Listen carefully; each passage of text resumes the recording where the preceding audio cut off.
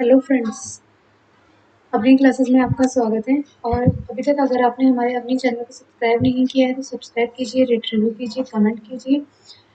Friends, हमने दिसंबर exam जो होने वाला है उसके लिए यूजीसी नेट मैनेजमेंट और कॉमर्स स्टूडेंट्स पेपर 2 की सीरीज चलाई हुई है।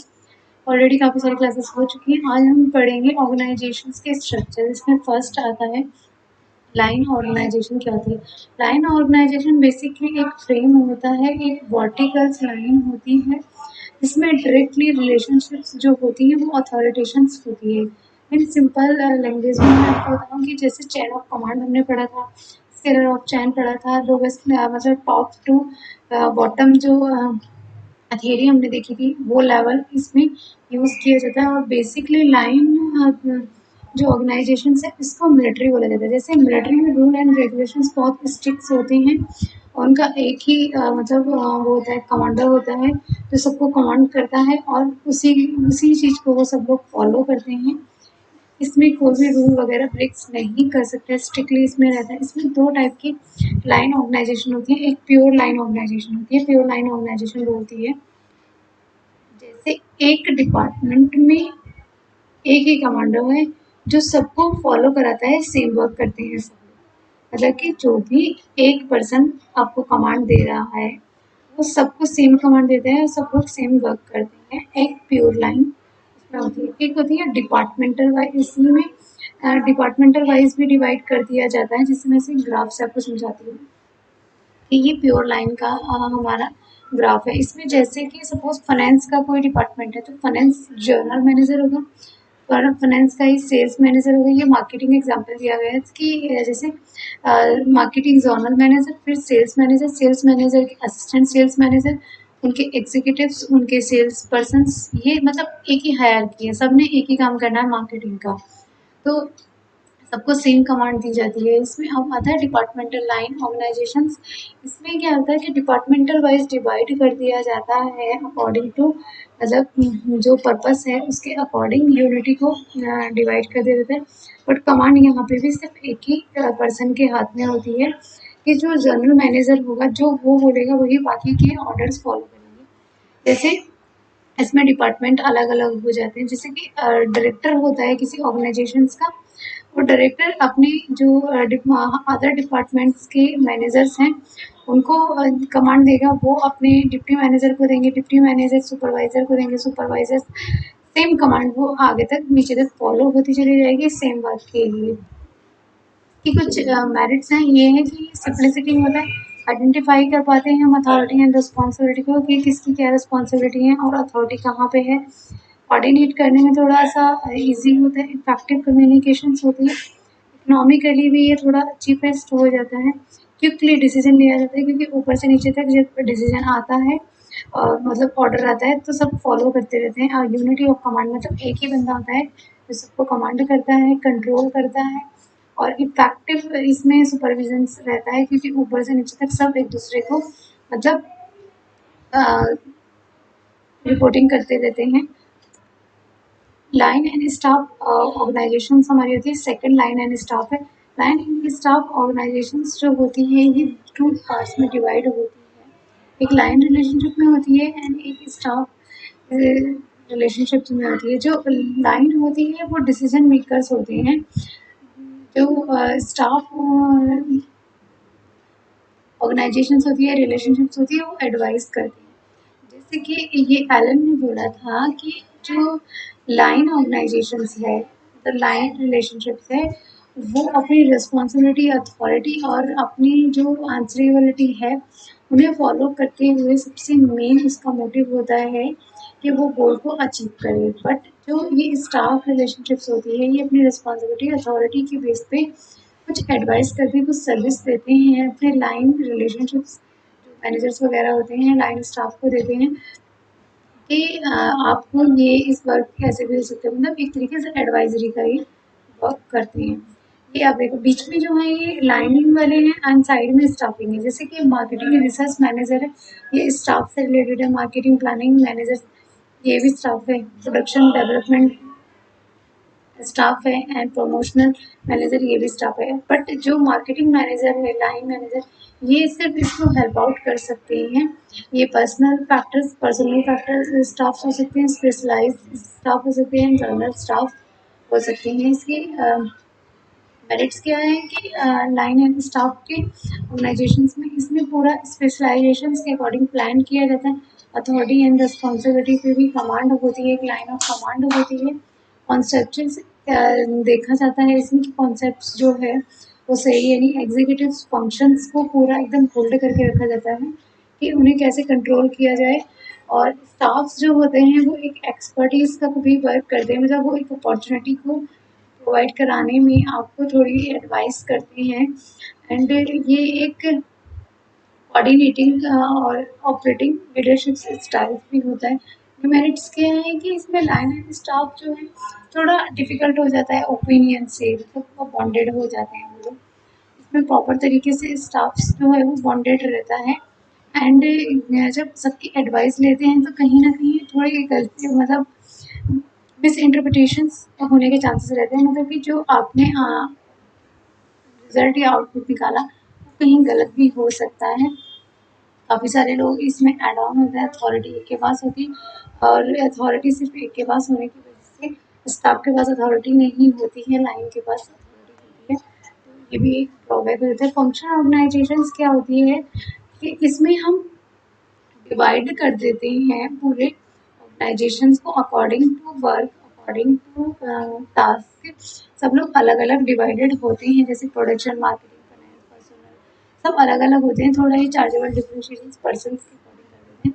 FW टेलर जो फादर रहे साइंटिफिक मैनेजमेंट के, उन्होंने इसको सॉफ्ट लेवल्स भी बोला था कि सबके अलग अलग सॉफ्ट लेवल, मतलब जैसे अलग अलग सॉफ्ट होती हैं, अलग अलग होती हैं, बट यूनिटी ऑफ कमांड रहती है। इसमें इन्होंने दो स्पेशलिस्ट किया कि एक ऑफिस स्पेशलिस्ट होते हैं, एक सॉफ्ट स्पेशलिस्ट होते हैं। ऑफिस स्पेशलिस्ट वो होते हैं जो डिज़ाइन करते हैं, स्ट्रक्चर करते हैं, शेड्यूलिंग करते हैं, प्लानिंग करते हैं, पूरा एक टाइम फ्रेम को सेट करते हैं कि कौन सी रूटीन पे क्या वर्क कौन करेगा। रूट क्लर्क होते हैं, इंस्ट्रक्टर कार्ड क्लर्क होते हैं, टाइम एंड कॉस्ट क्लर्क होते हैं, डिसिप्लिनरी होते हैं। तो ऑफिसर बेसिकली पूरा एकदम सुपरविजन वाला वर्क करते हैं। एंड सब जो होते हैं, जैसे गैंग प्लान हमने पढ़ा था, speed boss, repair boss and inspector, ये सब हमारे जो होते हैं ये आते हैं हमारे सॉफ्ट स्पेशलिस्ट में आते हैं। जैसे बोर्ड ऑफ डायरेक्टर अपने चीफ, मतलब ये पूरा एक स्ट्रक्चर फॉलो करते हैं कि टॉप मैनेजमेंट से, जैसे बोर्ड ऑफ डायरेक्टर अपने चीफ एग्जीक्यूटिव को ऑर्डर देगा, वर्क मैनेजर को देगा, प्रोडक्शन मैनेजर को देगा, फिर अदर जो नीचे क्लर्क्स हैं उन्हें देगा, फिर ऑफिसर्स को मिलेगी, फिर वर्कर्स को मिलेगी। प्रॉपर सिस्टमैटिक प्रोसेस को फॉलो करेंगी, डिपार्टमेंटल वाइज इसको फॉलो किया जाता है। जैसे स्पेशलाइजेशंस के अकॉर्डिंग इसमें ये वर्क किया जाता है, इंक्रीजिंग होती है उससे इफ़िशिएंसी, स्कोप भी बढ़ता है ग्रोथ का, एंड फ्लेक्सिबिलिटी रहती है। वो मैनेजर की हैंडलिंग होती है कि वो अपने डिपार्टमेंट को किस तरीके से हैंडल करेगा। रिलीफ रहता है टॉप एग्जीक्यूटिव का, मीन्स टॉप एग्जीक्यूटिव का हर जगह उसमें कहीं भी एकदम से आके मतलब इंटरफेरेंस नहीं होती है, वो उसके ही डिपार्टमेंट के जो मैनेजमेंट है वही उसे इंटरफेयर कर सकता है। इकोनॉमिकली ऑपरेट होता है एंड बेटर सुपरविजन होता है, डेमोक्रेटिक कंट्रोल होता है। सबऑर्डिनेटर एंड जो सुपरवाइजिंग है वो दोनों एक तरीके से अच्छे लेवल पे रहता है। कन्फ्लिक्ट्स नहीं होते अथॉरिटी में, इसमें कन्फ्लिक्ट्स हो जाते हैं अथॉरिटी को लेके कि ये मेरा डिपार्टमेंट है तो मैं इसमें अपने अकॉर्डिंग चलाऊँगा, तो कभी कभी ये सब चीज़ें आ जाती हैं। कोऑर्डिनेशंस में भी प्रॉब्लम्स हो जाती हैं, डिफ़िकल्टी रहती है रिस्पॉन्सिबिलिटी को डिफाइन करने में कि कौन से डिपार्टमेंट को कौन कौन सी रिस्पॉन्सिबिलिटी दे रही है। सब डिपार्टमेंट में सब रहते, थोड़ा डिले होता है डिसीजन मेकिंग, क्योंकि क्विकली नहीं ले सकते। जो डिसिप्लिन होता है वो थोड़ा मतलब प्रॉपर तरीके से नहीं फॉलो किया जाता, एक्सपेंसिव भी होता है एंड ग्रुप रिवील्स भी होते हैं। इसके बाद आती है हमारी फोर्थ कमिटी। फर्स्ट हमारी लाइन थी जिसमें प्योर एंड डिपार्टमेंट हमारे दो टाइप की ऑर्गेनाइजेशंस होती हैं। सेकंड हमारी जो थी line and line and staff थी, एंड थर्ड हमारी फंक्शनल थी। फोर्थ हमारी कमिटी ऑर्गेनाइजेशन होती है। जैसे कमेटी बना दी जाती है ऑर्गेनाइजेशंस में एक स्पेसिफिक रीजन से, एडवाइजरी के मोटिव से। इसमें सब लोग मिलके अपना अपना ओपिनियन देते हैं, अपनी थिंकिंग रखते हैं, एंड फिर सब लोग जज करते हैं कि सबसे बेस्ट ऑल्टरनेटिव्स कौन सा है इस प्रॉब्लम को सॉल्यूशंस देने के लिए।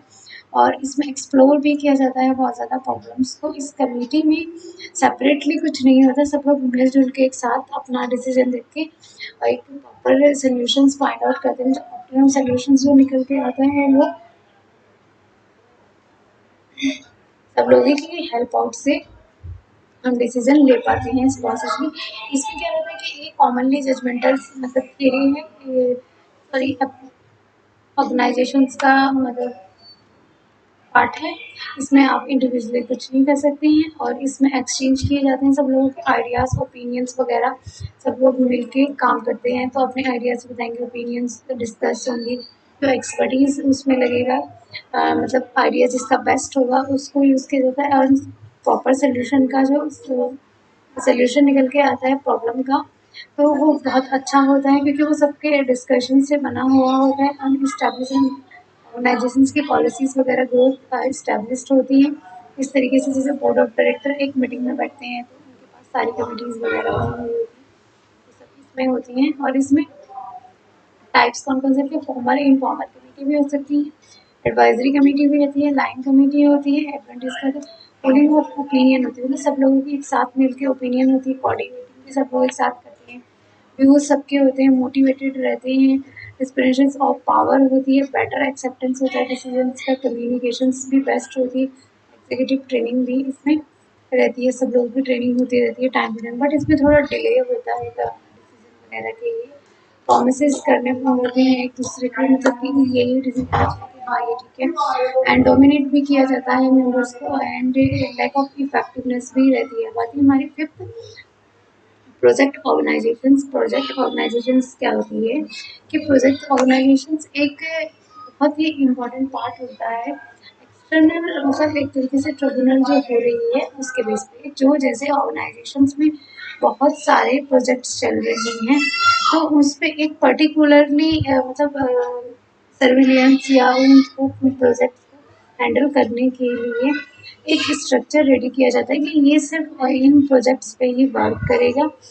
प्रोजेक्ट्स के जो भी फंक्शंस वगैरह हो रहे हैं परमानेंटली इन्हीं के स्ट्रक्चर के ऊपर बेस्ड होंगे कि ये लोग सब कुछ ओवरऑल लीडरशिप क्वालिटी कंट्रोल रखेंगे, कोऑर्डिनेट करेंगे, प्रोजेक्ट्स को पूरा प्रॉपर तरीके से मैनेज करेंगे, उसकी टेक्निकली जो भी इश्यूज हैं यही प्रोजेक्ट कमेटी करेगी।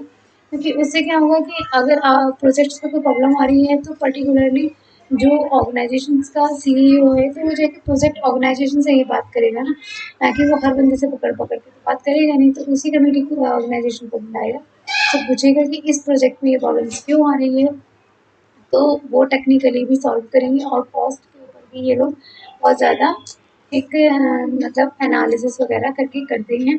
आर्टेरी ने जॉर्ज आर्टेरी ने इसमें बोला था कि जो प्रोजेक्शंस होते हैं उनको प्रॉपर तरीके से मिनिमाइज़ कॉस्ट पर मैक्सिमम आउटपुट के लिए कमिटी या प्रोजेक्शंस होना बहुत ज़रूरी है। इसमें कुछ फंक्शंस की बेस पे होता है प्रोजेक्ट्स, जैसे कि जिसकी जो एम्प्लॉई या वर्कर्स वहाँ पे वर्क कर रहे हैं वो एक परमानेंट स्ट्रक्चर को फॉलो करते हुए उन्हें वर्क असाइन किया जाए, एंड देन अदर कंडीशन के बेस पे भी प्रोजेक्ट में ऑर्गेनाइजेशन किया जाता है कि जैसे टेक्निकली क्या नेचर्स है, मतलब टेक्निकली कोई प्रॉब्लम तो नहीं आ रही है, उन सबको देखते हुए टाइम फैक्टर्स को देखते हुए प्रोजेक्ट्स कंप्लीटेशन कब तक हो जाएगा, कॉस्ट मिनिमम होगी या नहीं होगी।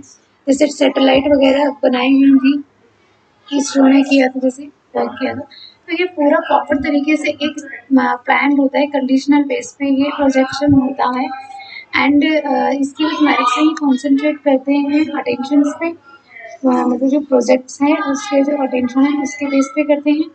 एंड एडवांटेज इस तरह होता है ये टीमली वर्क करते हैं, टीम में रह के एक स्पेशलाइजेशन टीम बनाई जाती है उस पर वर्क करते हैं। एंड एबिलिटी जो होती है इनकी वो एनवायरनमेंट को इन्फ्लुएंट करती हैं, टाइमली कंप्लीटेशन कंप्लीट करना होता है इन्हें अपना प्रोजेक्ट्स। लिमिटेशन क्या है कि ये थोड़ा कोऑर्डिनेशन में प्रॉब्लम आती है एंड अनक्लियर डिफाइन होती है, रिलेशनशिप सबकी अपनी अलग अलग होती है ना, इसलिए एंड इसमें पर्सनल्स के बहुत ज़्यादा मतलब सिक्योर्ड रहते हैं एंड डुप्लीकेशंस भी एफर्ट्स लगा पाते हैं। मैट्रिक्स ऑर्गेनाइजेशन बहुत इंपॉर्टेंट है। इसके फॉर्मूला एक बार पूछे गए थे कि इसके जो फॉर्मूले हैं ये आप एक बार लर्न कर लेना। इसमें क्या होता है कि बहुत बड़े प्रोजेक्ट्स चल रहे होते हैं, उन प्रोजेक्ट्स के सब प्रोजेक्ट्स या स्मॉल प्रोजेक्ट्स भी चल रहे होते हैं। लार्ज लेवल पे प्रोजेक्ट्स होता है, बट उनके छोटे-छोटे प्रोजेक्ट्स होते हैं, जैसे कि गवर्नमेंट के 20-25 प्रोजेक्ट चल रहे हैं सपोज़, वो सब छोटे-छोटे प्रोजेक्ट्स हैं कि हमें ये 6 महीने में पावर प्लांट लगाना है।